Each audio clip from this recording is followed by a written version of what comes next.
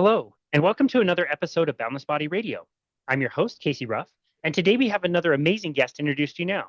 April Wilson Smith, MPH, got interested in low carbohydrate nutrition when she met our two-time former guest, Dr. Richard Feinman, at a Calorie Restriction Society Conference back in 2009. In her quest for health, April was a low-fat vegan in her 20s, a calorie restriction with optimal nutrition enthusiast in her 30s, and attempted to be a normal person in her 40s until perimenopause hit hard.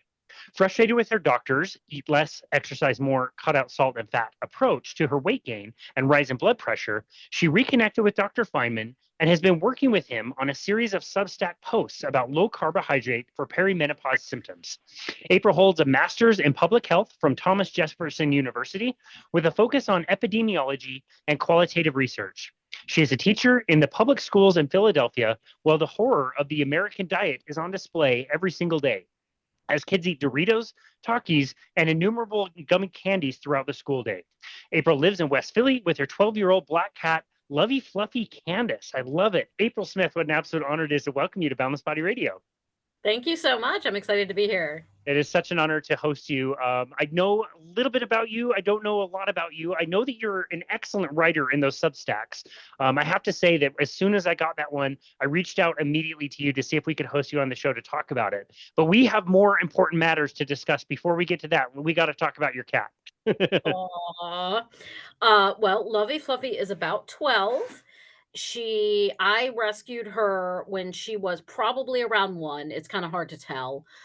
She's all black. She has one white whisker.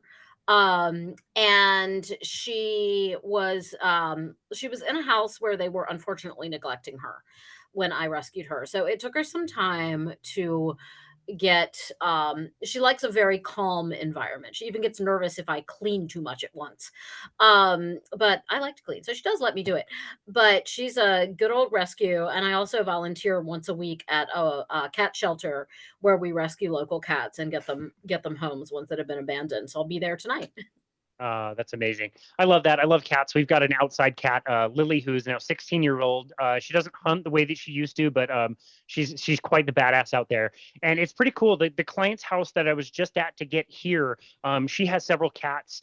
She also fosters cats. So I just learned that next week she's bringing on 6 new kittens, which is all upside for me. I don't have to foster them at all, and I get to play with adorable kittens while I'm doing a personal training session with her. So I'm very much looking forward to that. It's a lot of fun. Oh, that's wonderful. I just read that my cat shelter, it's a pretty big organization, and we're all volunteer, totally nonprofit, nobody's paid, but they are hosting a Pilates with Cats fundraiser next week. Oh my gosh, I'm in. And I'm thinking, like, are we using the weight of the cat in the exercise? Like, that'd be great. I've heard of goat Pilates, so I don't know exactly how that's going to go, but I think it's great that they're doing it. Yeah, save me a spot. I'll be there. That sounds great. I'll come to Philly for that. Pilates with cats. That's great. Somebody was telling me, I didn't realize how big of an issue this was, but somebody was just recently telling me that if you leave, if you find like feral cats and they're allowed to continue to like reproduce, the numbers that they can get to is insane within like just a few years because of the number of cats they can have, how often they have litters. I had no idea how big those numbers could get, and they just can like exponentially explode, apparently. It is amazing. The cat shelter where I volunteer is called Project Meow, which stands for Make Everyone Wanted. Started out in the 90s as a trap, neuter, and release. So they were taking the feral cats, of which there are tons here, and trapping them, neutering them, but then sending them back out where they could not reproduce. What we found in about the last, I think, 5 to 10 years is that most of the cats that people are finding were abandoned. They are friendly cats. They have no business being on the street. Wow. And so we get them the medical care that they need. We love them up. We feed them a ton. And then we find them homes, either for a lot of times in fosters, and then in forever homes. Yeah, so we provide a lot of people with loving companions. That's amazing. As a fellow cat person, really grateful for the work that you do. I think that's amazing. And yeah, it's interesting. I mean, it's sad, but very interesting. These cats have been like brought up in loving homes and are just like simply abandoned. Was that like a COVID issue? It was actually before COVID, though it got worse. Got it. And another organization, the Philadelphia Animal Welfare Society, we must love these puns because stands for PAWS is their acronym.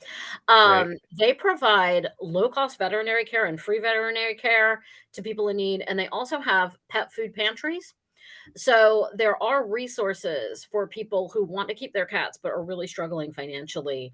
But not everybody knows about those. And we get cats who were microchipped and their owner will deny ever having had a cat. And you just don't know, but it is so sad. But what's amazing to me about these cats is that many of them, they'll come in, they need medical help. They're clearly in bad shape. They're literally starving and they are just so loving. And even with all that they've been through, they want to be held and cuddled and scratched. And black cats like a certain kind of scratchies, I think. So, so they just bounce back. And then when we see them in pictures, we often send them out to the suburbs. To suburban rescues. So we'll see this little cat who was a West Philly stray on the street, surrounded by, big house, picket fence, mom, dad, three kids, living the American dream, with these children like staring Wow. adoringly at this cat from a pretty rough neighborhood, to be honest. So Wow. it's fun. I'm just picturing like a tattooed cat that's like lifting weights in the city, moving out to, rural areas and just like loving life. Yeah, I think there's a TV series in that for sure. There is for sure. Let's get on that and we'll make our millions. Well, thank you for the cat talk. I could probably talk about cats forever. But like I said, your Substack is amazing. His is one of my favorites. I subscribe to very few. I subscribe to very few newsletters, and that's one that I do subscribe. And I really appreciate how thoughtful and careful he is about his way of thinking. I want to talk about the relationship that you two developed, but before we do that, we have to go all the way back and kind of tell your story. It sounds like you've been very health conscious for a really, really long time. Can you tell us about that and where you feel like that started for you? Sure. That's interesting because I hadn't really thought about it in a while, and I was just thinking about it a little bit this morning. When I was a kid, I was born in 1974. So when I was a kid, my mom was very active in Weight Watchers. She was actually a Weight Watcher leader. And like me, she's a person who has never been naturally thin. It's never been something that was easy. So she had gained some weight and she took that off using Weight Watchers.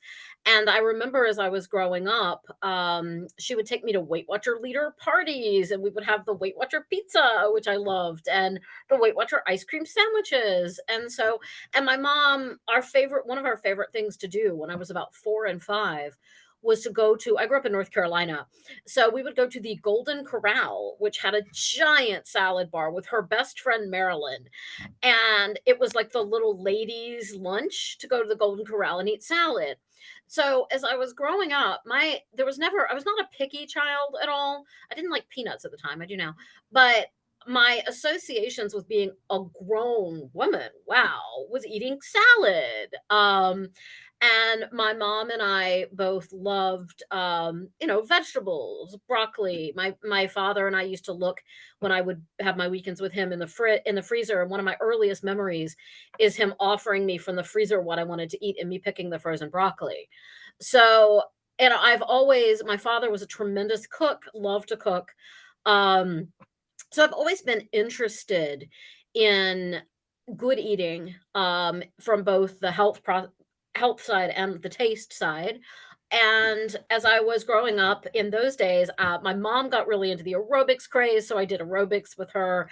I did the Jane Fonda workout. I don't know what your demographic is, but I'm definitely speaking to a certain age group right now. Like there's some people who are just like, "Whoa, old lady," but those things were great. I mean, when people really thought that of course, anorexia was bad, right? It still is out there. But when people really thought that fitness was an important thing as a mainstream part of the culture, I think that was wonderful. And then in my 20s, two things happened. I started lifting weights at the gym with a trainer and absolutely loved that. I was never, a super like I was never in competitions or anything like that, but I really enjoyed getting stronger, watching those numbers add up as I was able to lift more and more. but at the same time, which now to me is kind of contradictory, I got very into the Dean Ornish, Neil Barnard, low-fat vegan thing, and I went all out. And my father of blessed memory, he passed this last December, but he tells the story of when my stepmother was doing Atkins and I was doing low-fat vegan. And my Wow. father, who was the designated family chef, was just like, "What am I supposed to do?" Or we just so it's sort of like, "Okay, tofu for you and brown rice. We can all have spinach and, a side of beef," or whatever for my stepmother. So, there was family conflict and it was all kind of wacko. But I did discover as a low-fat vegan, I ate a lot. I was hungry a lot. Now, I was in my 20s, so that being a caveat, but my moods were very much up and down. And I was on an incredibly low level of fat for quite a few years. I had read Susan Powder's Stop the Insanity book, major geeking out from the 90s here on that one. But she recommended, I kid you not, I can't even believe I'm saying this, 6 grams of fat, no more a day. Total, Wow, not that's 6 grams of tiny. saturated. I mean, even if I said 6 grams of saturated fat, what? 6 grams of fat. It's like a So teaspoon. yeah, basically, or less. And so you think about there I was in my 20s. I mean, fortunately, this was not happening in my teens or earlier, but I was depriving my brain of EFAs, and had no idea. But what I did notice was that I was hungry all the time, and it felt like it was an uphill battle to have the weight I wanted to have. Um, Now I did, stay in shape and all of that, but it wasn't kind of the, "Oh, look at me in this mountain of vegetables contentedly chewing on roughage." It wasn't like that at all. It was a constant state of kind of agony. And then, at 27, I took a job, a very big professional thing in Vermont, and there was not only the amazing fruits and vegetables of the Burlington, Vermont Farmers Market, but there was all of the, family farming, the organic farming, the free range farming. And I went to a speech, I can't remember the occasion, but Alice Waters was promoting what was then her new book on vegetables. And I think it was her book called Vegetables. I'm not quite sure. And at that event, there were all kinds of cheeses, locally grown, happy cows, sheep frolicking in the pastures, no doubt, designing their own Christmas ornaments out of their wool and sweaters, whatever. Of course. I have this vision because I was very into the ethical aspects of being a vegan, and even now, I buy my meat almost 100% from a farmer I know at our farmers market who lives outside of Philly, and I know him, and I've known his children for 10 years. I know Wow. that their meat is humanely raised, and honestly, it tastes so much better than supermarket meat. I don't, it's worth saving it's worth saving up the money to do that. But I went crazy on the cheese, and I would spent 10 years as a low-fat vegetarian, 10 years total, 5 of those being hardcore vegan, not even any honey, no leather boots, nothing like that. But that whole 10 years, I kept getting on the phone with my best friend and saying, "I had this dream about eggs again," or "I'm just thinking about cheese." I mean, my body was screaming. And so I went back to eating eggs and cheese and eventually went back to eating meat. Came home from Vermont to Philly and took a job here. At 28, I took an executive job as a union organizer, first career. And in that job, I was both doing a lot of traveling and doing a lot of eating out with my colleagues, both on the road and, Friday evening, we head out, we have nachos and margaritas. And sure enough, the weight started to pile on. And at 28, I had lost a lot of weight in Vermont, largely due to stress. I gained quite a bit of weight back. I certainly was not even overweight. But for the first time in my life, I was at the top side of my like healthy weight range. And I was having I was not jumping up to my third floor office up the stairs like I used to. I was kind of huffing and puffing and I was just like, "No, I'm 28. This is not going to do." And so I reached back into my memory of those low-fat vegan books that I had read, and one of them was by Ray Kurzweil, who you may know. I actually later met him in person. It was called The 10% Solution, where he was pushing a 10% fat diet, which is still more than 6 grams, but still. But he had mentioned this thing called calorie restriction for longevity. And so I started to look into that, got really, really interested in calorie restriction for longevity. I joined the Calorie Restriction Society, which is a worldwide group of people, read their email list back when we had Yahoo email list. And there were all these people posting scientific papers on the list. And I didn't quite understand that most people didn't read every single paper, but I read every paper. And I was very interested in it. I had been a history major in college, didn't have a ton of scientific background, but there was a young man on the list named Michael Ray who was very well versed in science, who did a lot of explaining of the papers. So I kind of learned epidemiology by reading this guy's email post. Hmm. And he actually was a great teacher. He ended up we met at a conference, and he ended up being my partner for 10 years, and we're still literally best friends and text like 500 times a day. A friend of mine said, "You text him more than I text my wife." And I'm like, "Yeah, but you live with your wife." He lives in California. But anyway, he was a very serious CR practitioner. And he also had been a vegetarian and was a strong proponent at that time of the zone diet, and of excellent nutrition, including adequate fats. He got me on flax oil for the EFAs. He got me balancing my omega 6s and my omega 3s. He still bugs me about that some because I'm not always that good about eating my sunflower seeds. He got me on supplements. He actually made supplements, and he's an expert in that. So he still orders me my supplements. And I finally told him, like, you got to hold off, honey, because there've been so many sales. I've got enough for like 2 years. But he really he was a good influence. And then I love to cook, and I had a blog that I started about calorie restriction where I would put my experiences with this new world of eating, including recipes. I love to make healthy versions of favorites that people think, oh, they can't make that healthy. Like I make a pastaless lasagna that we used to have for Christmas every year, and various things. So when he moved in, we bought a house together just outside of Philly in, I guess it was in 2005. I was making dinner for him every night, making holiday feast, and just doing a lot of healthy cooking while doing all of the nutrition for that on software. We used a program called Chronometer, which is made by an old CR Society member, Aaron. I can't believe I'm blanking on his name. Aaron Davidson, I think. And so I would use the software. It was like a video game to me. But I would do that to get Michael's calories exact, to get my nutrition in. I did mine more in my head because I wasn't nearly as hardcore as Michael. Um, but for quite a while, I was very hardcore into calorie restriction, but not really exercising so much. I wasn't going to the gym anymore. I was walking, but I wasn't doing the things to build muscle mass.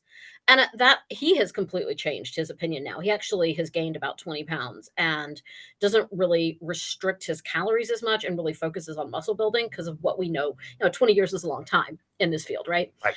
Um, but in about would have been about the year before I met Dr. Feinman, I got very into hardcore Iyengar yoga, and that is extremely alignment focused. It is not fluffy bunny stretching. It is I got calf muscles that I don't know why you would crack an egg on them, but you could, right?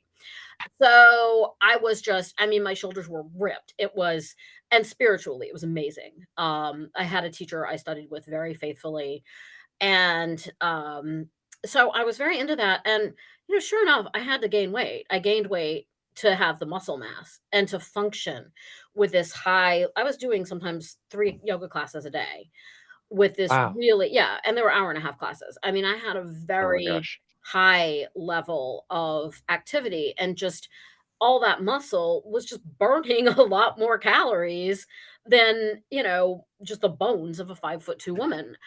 So I gained up to, I had been at one point down to 99, at which point, this is when I even hit 97 for a day, but I'm 5'2". This is the point where I decided I needed to back off on my calorie restriction. I was a union organizer for healthcare professionals. And one day I was doing a meeting in the afternoon with some physical therapists who were interested in forming the union. So I was doing my meeting, talking about what a union is, what a union does, what they do, all this stuff, asking them questions. But I was sitting there with these extraordinarily fit physical therapists thinking how good they would be to eat. Would I like this one with mustard? Would I put ketchup on that one? And I was like, by the time you are thinking of eating the workers, not organizing the workers, eating the worker, it's too much, right? I know. Because on calorie restriction, those of us who do it right, we don't feel hungry all the time. We're not miserable. I was actually very happy, way happier than I've been since. But if you take it too far, you'll, perhaps start to eat your fellow humans.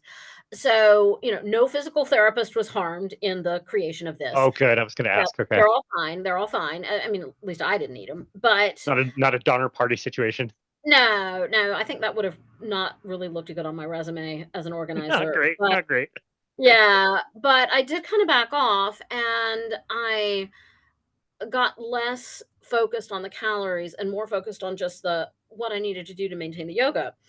And so a sort of strange part of this, the CR Society conference was coming around and I was up to 116 pounds. And for a CR woman, that's really not a short one. That's like, I mean, I didn't in any way I looked really fit. I didn't look skinny. And I'd honestly never looked skinny, even when I was 97 pounds. But, well, some people thought I did. But I even thought to myself, like, gee, should I not even go? And CR is not about how Oh, you look, it's about longevity. But these messages that we get from an early age are so ingrained. And I can't, I shudder to think now that I almost did not go to a conference that turned out to be totally life-changing for me. But I went, and lo and behold, I think it was even the first day of the conference. I'm pretty sure it was. Maybe it was the second. Maybe you remember. But, this really weird guy from Brooklyn gives this talk, and I don't know if you ever heard Richard speak at a conference? I just videos and just a little bit, not a lot. Yeah, well, he's quite something in person, and the scientists at a conference can be very exciting, but they tend to be rather dry in their presentation, and he was anything but. He could have been, he could have been a fellow union organizer giving a speech on the eve of a strike. And just the passion that he had about the subject, but also about the pursuit of scientific integrity. And the fact that in the field of nutrition, just truth was not a thing. It was so, so very political with the low fat dogma just being overwhelming in a way that low carb type of research was not being funded. And people were not getting the message that, hey, there's more than one way, that low carb is not going to immediately give you a heart attack and send you to hell. He was also drinking a Diet Coke, which immediately endeared him to me as I am a big Diet Coke drinker. In fact, I even have some here. But I was just really intrigued. I had been, I'd moved away from the low fat vegan thing. I had greatly increased my fat consumption and my protein consumption tremendously gone up in protein. I used to eat 30 grams of protein every morning, usually in the form of an egg white omelet before leaving the house. And I still recommend that to anybody who wants to get in shape. So I got really interested. I wrote about it in my blog. Maybe I sent it to him, but I don't think I did. I think he somehow found it. And we started corresponding, and just had a lot of back and forth about the topic. And I got involved in the Nutrition and Metabolism Society.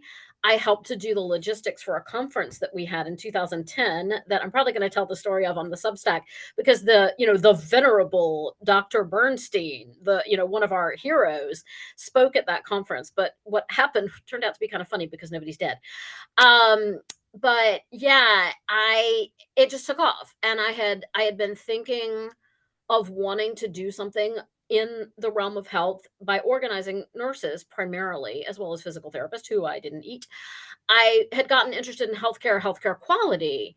And so I was starting to see a way that kind of my professional skills and passion could also meet up with the stuff I'd always been very interested in from childhood. And I thought, well, I could get a master's in public health. I knew I didn't want to go into clinical stuff because I don't like to touch people at all. Um, but I thought about it. I talked to Dr. Feinman about it, talked to, some of his friends and colleagues. And there are still low carb guys who I met back in those days who I'm in touch with, like Dr. Jay Wortman in Canada. He is a black cat enthusiast as well. We are Facebook friends and mostly just chat about cats.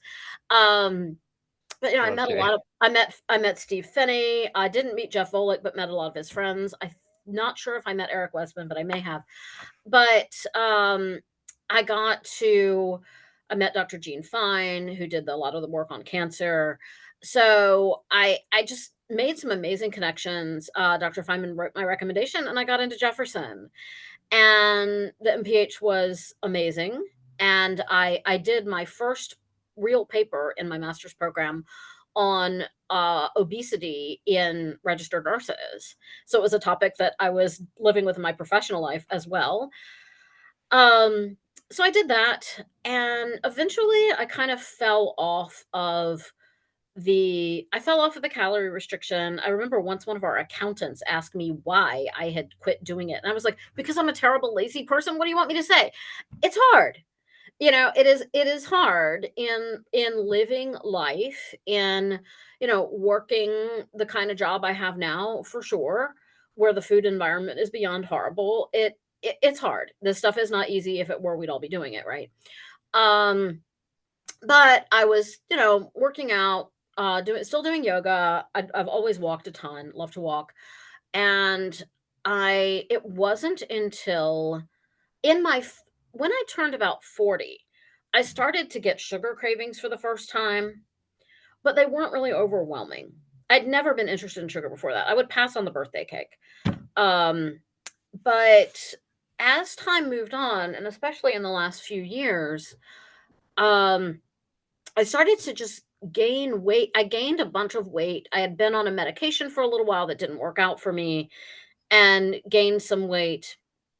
But whereas before, if something like that had happened, because we've all had some time when we were either had to be inactive or went on medication or what have you, we gained some weight, I could always take it right off.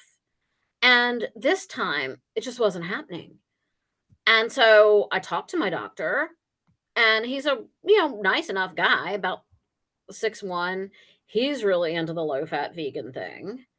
So his advice was stay away from red meat, only eat lean meat, only eat non-fat dairy, eat brown rice. And I'm like, bro, I did that 20 years ago, 25 years ago, great, jolly good. If that works for you, it doesn't work for me. And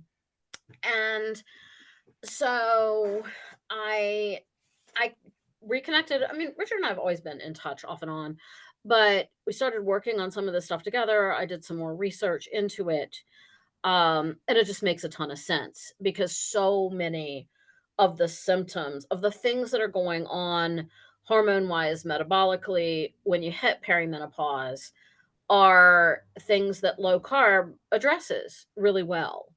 Um, so that's kind of how I come to be here. I did do back in 2020. I both wanted to lose during the pandemic. I was a case investigator for the state of Pennsylvania. So I was spending the day at home working remotely, but talking to people who were just diagnosed with COVID for that year. And during that time, I wanted to lose some weight. And I'd also taken a terrible fall and got a concussion. I had just interviewed Dr. Jay Wortman for another project that I did for Richard. And he had told me about how much faster the brain can heal if you're on a ketogenic diet. Of course, I had no idea because nobody tells you this stuff. And I had healed the concussion in miraculous time and gotten back down to my happy weight of, say, 113. But other than, I find lower carb to be much easier than a strict ketogenic diet. Even though for sure, I mean, the benefits of a strict ketogenic diet are off the charts for me. It's amazing. It's just harder. It's hard. Yeah, no, that's an incredible story. And yeah, to think that you may not have even gotten to meet Dr. Feinman if you hadn't gone to that conference. It's interesting that you take pause when you reflect on that. And yeah, it's always so funny. You look back on the events of your life and the things that confluence together to put you where you are. I've obviously heard about caloric restriction, but only in the lowercase version of caloric restricting. You're restricting calories. What you're describing is a little bit different than what I had heard, which is almost like a capitalized version, right? This is like a whole thing. Is it still a whole thing? I'm unfamiliar with this. It's still a thing. I don't think the calorie restriction. It's still the calorie restriction society still exists. My former partner Michael is on board of it. I think they're less active than they used to be, but it is definitely a thing. And there is no one calorie restriction with optimal nutrition diet. I think the key thing is with optimal nutrition, because simply eating, 1,200 calories a day of M&Ms is not going to get you where you want to be. Right. Um, it'll get you somewhere, but it the nutrition is very important. And within the Calorie Restriction Society, I used to say there are as many ways to do calorie restriction as there are practitioners, because there were no two people who completely agreed. We had low fat vegetarians. We had people who would eat one meal a day. We had every other day fasters. We had people who would eat 6 meals a day. We had a guy who ate literally the same thing every day, which is actually very efficient. We had people on keto. I cannot blank on his name. Why am I blanking on his name? Robert Kerkorian, Dr. Robert Kerkorian. I don't know if you know him. He's out of Ohio. He may be retired by now. He did a lot of research. He was a keto person. He did a lot of research in keto for neurological issues like Alzheimer's. So, and he was on the board back in those days. I'm not sure if he still is. So, we had a huge variety of different ways of practicing calorie restrictions. But and there were many more men than women, which, to be honest, when I was a single 27-year-old going to my, or 28-year-old going to my first conference, this was not a tragedy. This is great. I actually did pick up a guy and dragged him home to my country. And we were together for 10 years and are literally best friends for 20. So it all worked out Amazing. fine in the end. But there were a lot of consistent benefits that we saw as people practicing calorie restriction, even though our like specific macronutrient ratios or timing or what have you would differ. For example, we lost the ability to get sick. If you go to one of our conferences, you know how at most conferences there's somebody sneezing, there's a sneeze, there's a cough, there's Yeah. somebody clearing their throat. None. Dead silence. Nobody is sick. No one, we stop getting colds. We don't catch the things that go through. We just didn't get sick. Most of us reported in the initial stages, the weight loss stages, most of us reported what we would call CR-induced euphoria. We would be extremely happy in the weight loss phases. As people plateaued off, a lot of people would experience anything from a sense of calm and contentment to even like emotional flattening, emotional deadening. People described it different ways and had kind of different relationships with this. And I think a lot of that is about where your baseline is. As somebody who, when I was younger, struggled a great deal with anxiety, I loved it. I was like, flat. Flat is great. I don't want the anxiety. But, people had different experiences. And the other strange phenomenon that you would notice going to conferences, there were conferences every other year. So we'd see these people every other year. Most groups of people who you see every 2 years look older each time. This strange thing happened with CR practitioners where people seem to freeze in time at the point where they started. And even though maybe you could see a tiny bit more of a line or something like that, they just didn't look any older. They stopped aging at exactly the moment that they started CR. And I remember at that first calorie restriction conference that I met, it wasn't the first conference, but where I met Dr. Feinman, Michael, my partner, asked Dr. Feinman some sort of pointed question of the kind that he would. And they had many disagreements that I ended up in the middle of. And everybody has a different version of the story. But I just remember almost thinking they were going to have a duel over whether or not I should eat hard boiled eggs. Wow. But yeah, it was cute in retrospect. But Michael asked Dr. Feinman some sort of question.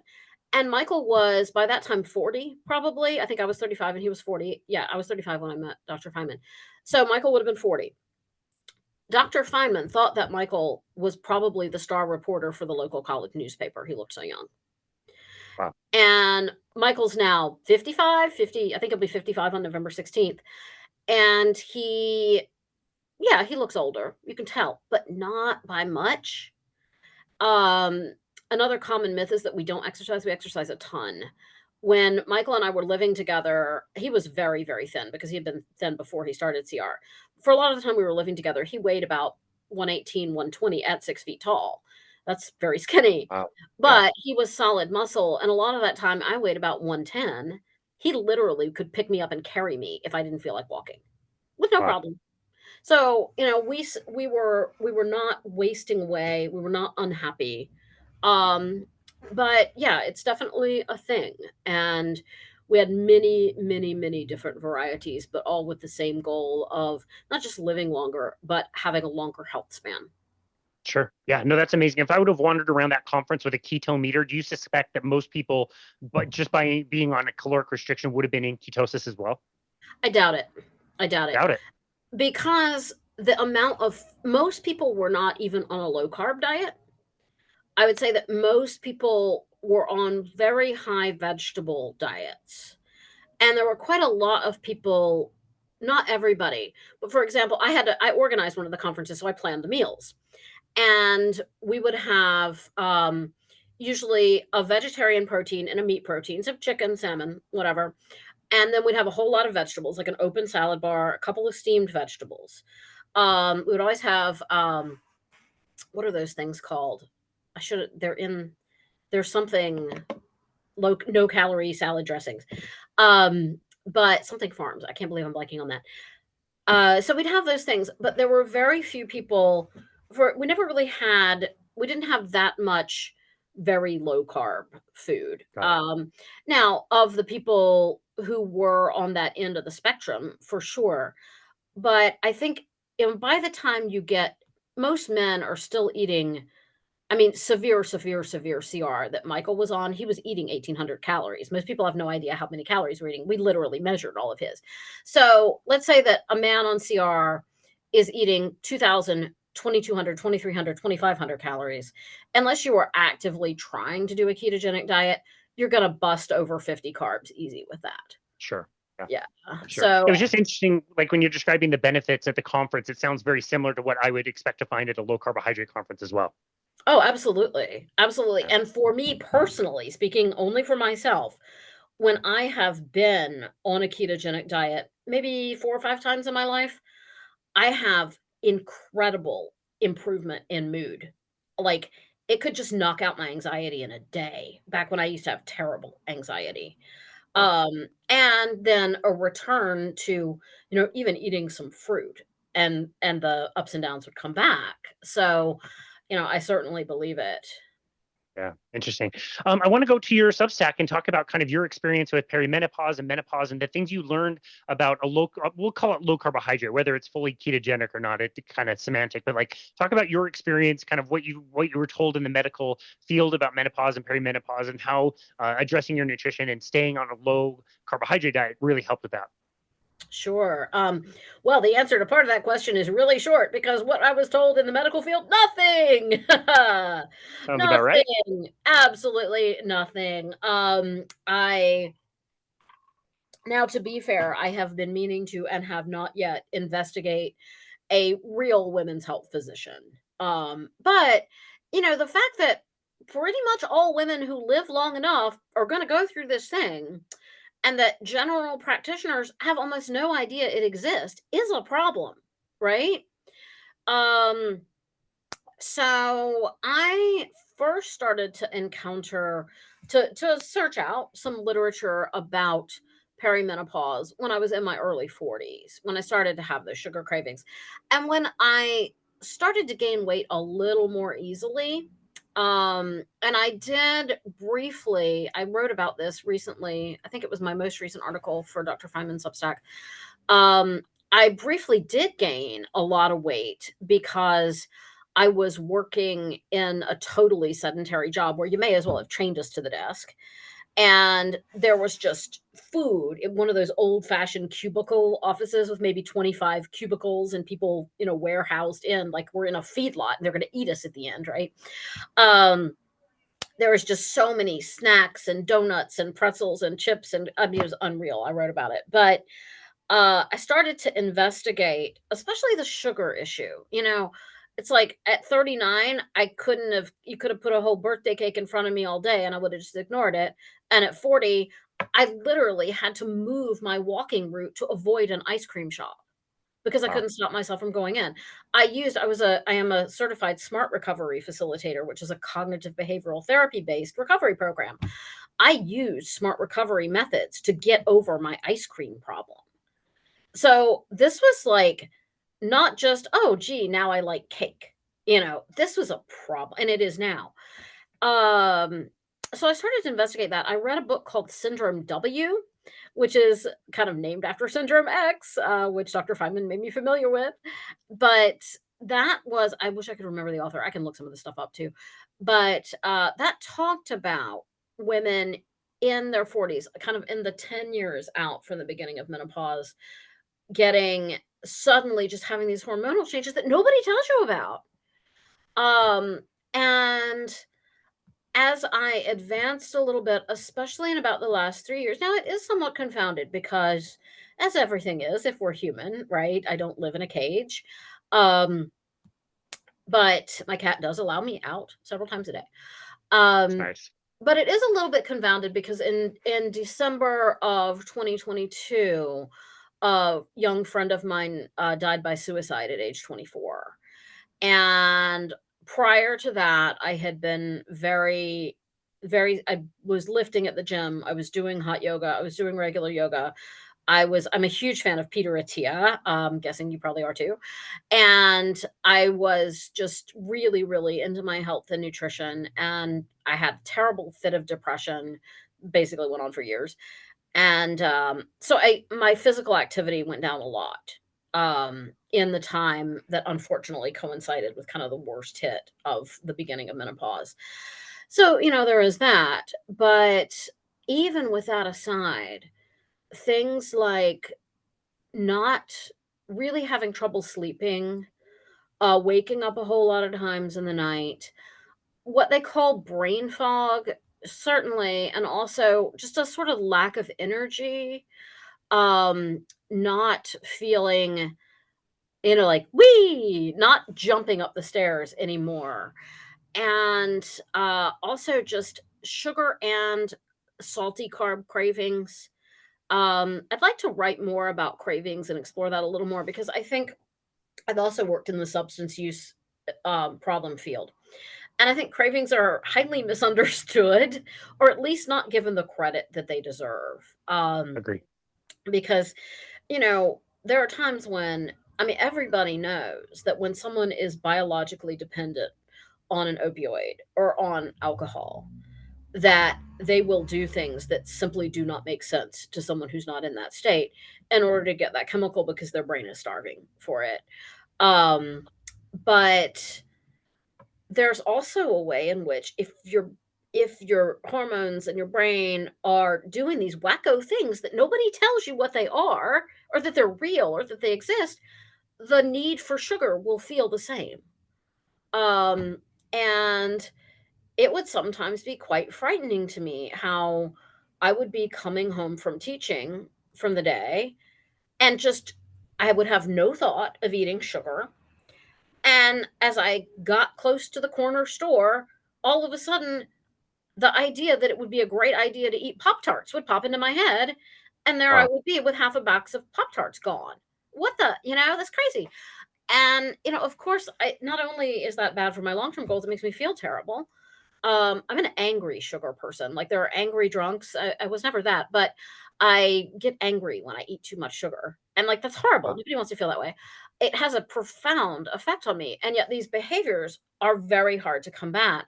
And I think what was so frustrating about the response I got from my doctor was that I could tell just almost like the way that he looked at me was like, another woman who's let herself go and, isn't exercising. I was literally training with a trainer at the gym 3 days a week and, really doing what I could. But what I found, and since I went back, and I've been off and on, the last few weeks have been a little difficult. But what I found since I went back on a very simple kind of low carb diet, eggs, or on days I do teach in public schools. I was full time, and now I'm substituting, so I don't have to do literally every day, which is why I can be here now. But I do more days than not. So on those days, I usually eat a Premier protein bar with 30 grams of protein in the morning. Other days, I eat eggs and egg whites. And then just very simple stuff like a soup with chicken. I have the chicken, I boil it, and Lovey Fluffy gets her little plain boiled chicken, and it's very important. And then a lot of vegetables, just frozen vegetables, mixed all together in a soup that I can eat all week. Um, and I batch cook big salads. It's an Israeli recipe that's just cucumber, tomato, sometimes bell peppers, fresh lemon juice, just freshly squished lemons, and a touch of sea salt and olive oil. And I eat that with like 2 meals a day. Um, so, not complicated, not I would love to be grilling salmon outside and making a delicious sauce and sautéing spinach with fresh garlic and, whatever, but I'm not. I'm a public school teacher. I come home and eat my soup that I made on Sunday. But that's fine. What I do find that has helped a tremendous amount, but what is so challenging, as I mentioned in my intro paragraph, is I'm in these schools, and the children, it's amazing they can function at all, and they don't function well. Um, but not only are they getting a school breakfast that I couldn't make this stuff up. They have little donuts, 2 little donuts, and that's their breakfast. A thing of Cinnamon Toast Crunch or Fruit Loops, and that's their breakfast. Or they have these things that were called bagel bites, and they were like burrito-shaped pieces of dough with sugar cream cheese in it. They're feeding Wow. these children this. And then on top of that, the kids, I've got an article I've been working on in my head for a while now called Corner Store Kids.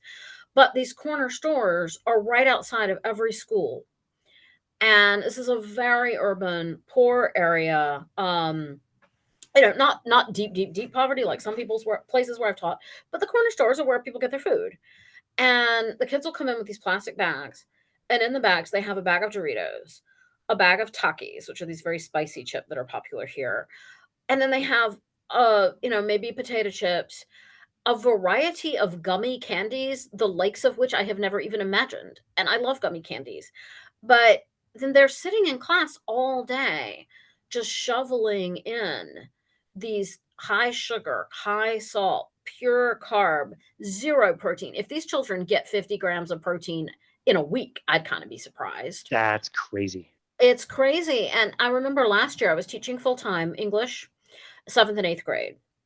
My smartest child, a 7th grader, lovely young man. He he was very different from many of the other kids, incredibly well behaved, um, very smart, very good at the work, very studious. He came in every morning with a breakfast sandwich, whole wheat bread, looked like turkey bacon or bacon, eggs and cheese.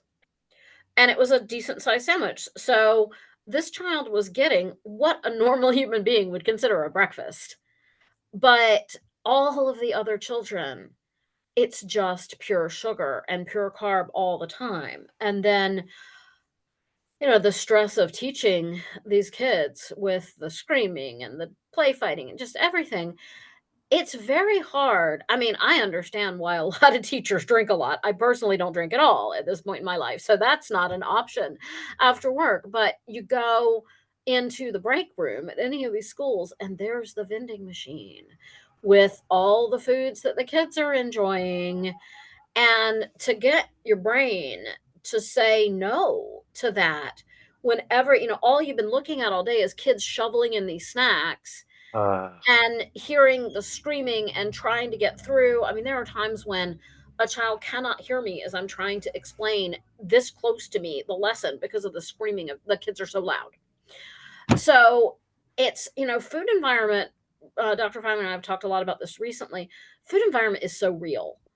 And I think a lot of the magic of the ketogenic diet as even distinguished from a lower carbohydrate diet is the black and white. When you're in ketosis. Yes, I tested on the strips, but and especially for those of us who get tremendous immediate emotional and psychological benefits as well as all of the health benefits, getting into that state and knowing that as good as though that what Chex Mix party mix stuff in the vending machine that's 360 calories for the bag, as much as that may seem like the solution to all the world's problems, especially mine, if I know that's going to kick me out of the magical state of ketosis, that's a strong disincentive.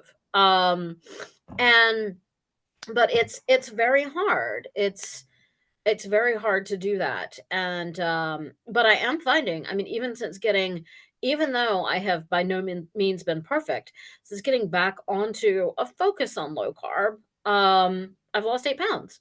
So Wow, congratulations. and thank you, and I also have more energy, and I've kind of gotten past this place where, I mean, this is all horrifying to somebody who was in amazing shape my whole life, working at it to be sure, but I had gotten to the point where I was getting very tired walking up and down the stairs at the schools.